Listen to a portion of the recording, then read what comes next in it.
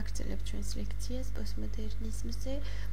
Ისე იგი ტიპიურად პოსტმოდერნული პერფორმანსი, ანუ ტიპიურად პოსტმოდერნული წარმოდგენა, რომელიც დამახასიათებელი არის, ასე ვთქვათ, რომელიც ტიპიურად პოსტმოდერნისტულია, ეს არის the happening, ანუ happening-ი, რაც მომდინარეობს ინგლისური სიტყვიდან, ხედავთ თქვენ ეკრანებზე to happen, ანუ რაც ნიშნავს მოვლენას, ანუ რაიმე ის მოხდენას და აღნიშნავს სპექტაკლს, ან კიდევ იმპროვიზაციას, სადაც აუცილებელი ხდება მაყურებლის თანამონაწილეობა, ანუ მაყურებელი ამგვარ პერფორმანსში აუცილებლად უნდა იყოს ჩართული, ანუ ეს არის ერთ-ერთი განსაზღვრელი ფაქტორი.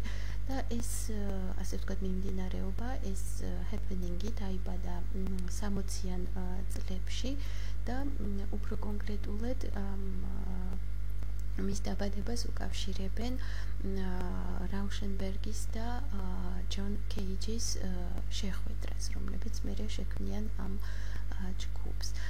ეხლა ეს happening-ი კომბინირებას ახდენს, ისევე როგორც ვთქვით, რომ ეს დამახასიათებელი არის ზოგადად პოსტმოდერნისტული ტექსტისთვის, ანუ სწორედ ამას ხვდებით ჩვენ happening-ში, ანუ ამ ტიპის პერფორმანსში, რომ ხდება კომბინირება თეატრის, ცეკვის, მუსიკის, ლიტერატურის, მხატვრობის, ანუ ხელოვნების სხვადასხვა გამოსახულების, გამომხატველი სხვადასხვა ჟანრების. ამ happening-ის მიმდევრები არიან კაპრო, ჟოზეფ ბიუსი, პაიკი, ოლდენბურგი და ფრანგებიდან ეს არის ჟან-ჟაკ ლებელი. happening-ისთვის დამახასიათებელი არის კიდევ ყველაფერთან ერთად ურთიერთმიმართება სუბიექტსა და სუბიექტს შორის, ანუ ურთიერთმიმართება არა სუბიექტსა და ობიექტს შორის, არამედ სუბიექტსა და სუბიექტს შორის. და ამ პერფორმანსის დროს, ანუ ამ წარმოდგენის დროს არა, ასე ვთქვათ, ადგილი აქვს არა ცალმხრივ ხედვას, არამედ ორმაგ ხედვას, ანუ ამ შემთხვევაში იგულისხმება ის, რომ მხოლოდ მაყურებელი კი არ უყურებს, არამედ თვით მაყურებელსაც უყურებენ, ანუ ორმაგ ხედვასთან გვაქვს საქმე. და კიდევ ერთი, რომ რაც მას ახასიათებს, ეს არის, რომ მხოლოდ მონოლოგი კი არ არის, არამედ დიალოგი ხდება. ეს არის კიდევ ერთი დამახასიათებელი happening-ის. ეხლა ისეთი ძველი ჟანრები, როგორიც არის, ვთქვათ, ბიბლიური მოთხრობა, რაინდული რომანი, პიკარესკული რომანი, ვთქვათ, აღშფოთებითი რომანი, ყველა ეს ტრადიციული ჟანრი პოსტმოდერნისტულ ტექსტში არის პაროდირებული და ის დაპირისპირებული არის, ანუ შეჯახება ხდება ამ ტრადიციული შეჯახება ხდება მას კულტურასთან. ისეთი ლიტერატურული ჟანრები, რომელთა ერთმანეთთან დაკავშირება თითქოს ფაქტიურად შეუძლებელი არის, ანუ ლიტერატურული ჟანრები, როგორიც არის, თქვათ, ლა ბანდესინე, ანუ კომიქსი, როგორიც არის პოლიციური რომანი, ფანტასტიკური ჟანრის მოთხრობა, ფილოსოფიური ტრაქტატი, ან კიდევ ვესტერნი, ანუ თითქოს ამ ერთის მხრივ ერთიმეორესთან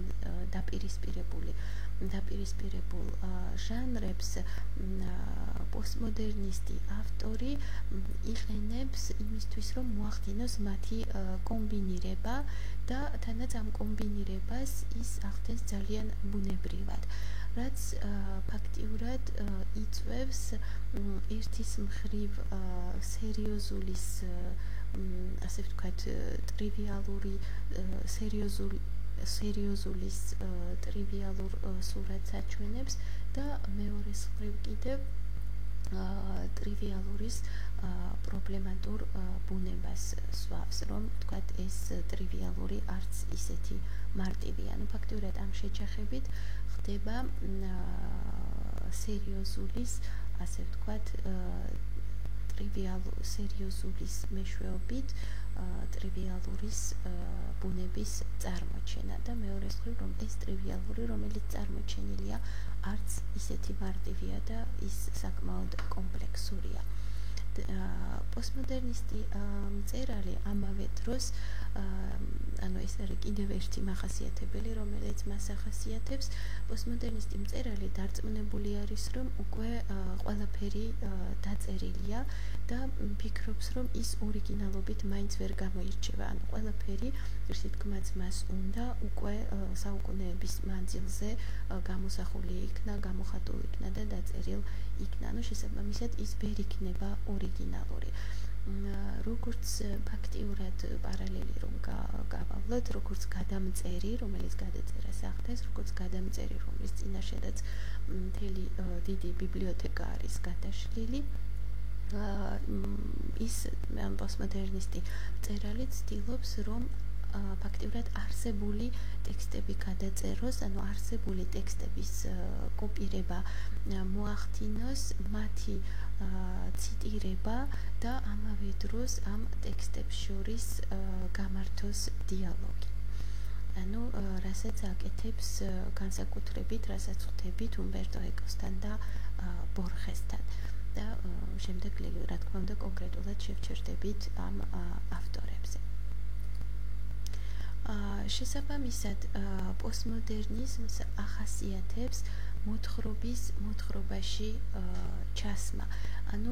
ზოგჯერ იმასაც აკეთებს, რომ შეიძლება რამდენიმე მოთხრობაც კი ჩასვას მოთხრობაში, ასე ვთქვათ. ამას აკეთებენ ბარტი და კალვინო.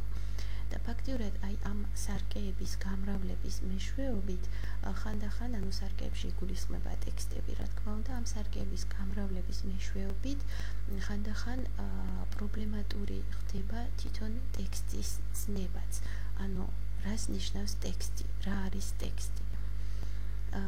ლათინოამერიკული პოსტმოდერნული ლიტერატურა, რომლის წარმომადგენლებიც არიან მარკესი და კორტასარი, როგორც უკვე აღვნიშნეთ, განსაკუთრებით ხასიათდება, მას განსაკუთრებით ახასიათებს ფანტასტიკური მომენტების ჩართვა და რომელიც, რა თქმა უნდა, მომდინარეობს სიურრეალისტური წარმოსახვიდან. ეხლა თქვენ გეძლევათ ბიბლიოგრაფია, რომელსაც ეყრდნობა ეს ლექცია და რომელსაც შეგიძლიათ რომ გაეცნოთ და შესაბამისად ამ ბიბლიოგრაფიას მოგაწოდებთ ლექციების პერიოდშიც.